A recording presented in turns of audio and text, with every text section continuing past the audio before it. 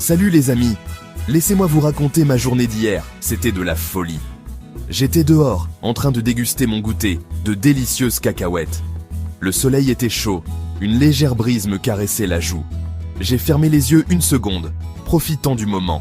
Soudain, pouf, mes cacahuètes avaient disparu, évaporées. J'ai regardé autour de moi, complètement perdu. Où étaient-elles passées? Le vent les aurait-il emportées? Non, c'est absurde. Puis je l'ai vu, Henri, le poulet de nos voisins. Henri est un poulet rigolo, toujours en train de faire des bêtises. Il m'a regardé avec une lueur malicieuse dans les yeux. Aurait-il pu prendre mes cacahuètes? Mais attendez, Henri est un poulet, il ne peut pas manger des cacahuètes aussi vite. Il se passait quelque chose de bizarre. J'ai cherché des indices.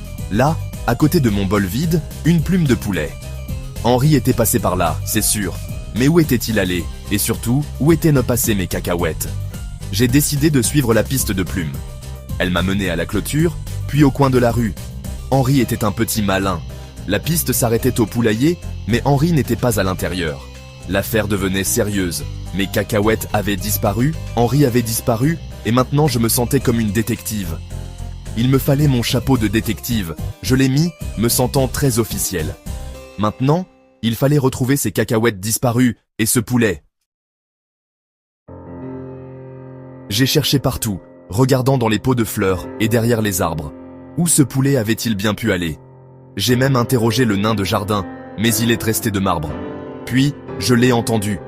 Un faible gloussement provenant de la cabane. Henri. Je me suis approché furtivement de la cabane, mon cœur battant comme un solo de batterie.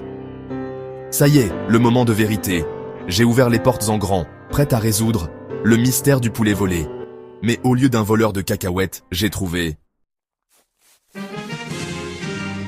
un tas de feuilles, un gros tas de feuilles qui bruissait. Et perché au sommet, l'air très satisfait de lui-même, Henri. Mais attendez, il y avait autre chose. Quelque chose d'incroyable. Henri avait utilisé mes cacahuètes disparues pour construire le nid le plus magnifique que j'ai jamais vu. Il était assis là, au milieu de son palais de cacahuètes, l'air très fier. Je n'ai pas pu m'empêcher de rire. Henri n'avait pas volé mes cacahuètes, il les avait empruntées, pour son nid. C'était la chose la plus ridicule et la plus hilarante que j'ai jamais vue. Le mystère du poulet volé était résolu. À partir de ce jour, j'ai toujours partagé mes goûters avec Henri. Après tout, un poulet a besoin de son nid, même s'il est un peu noir.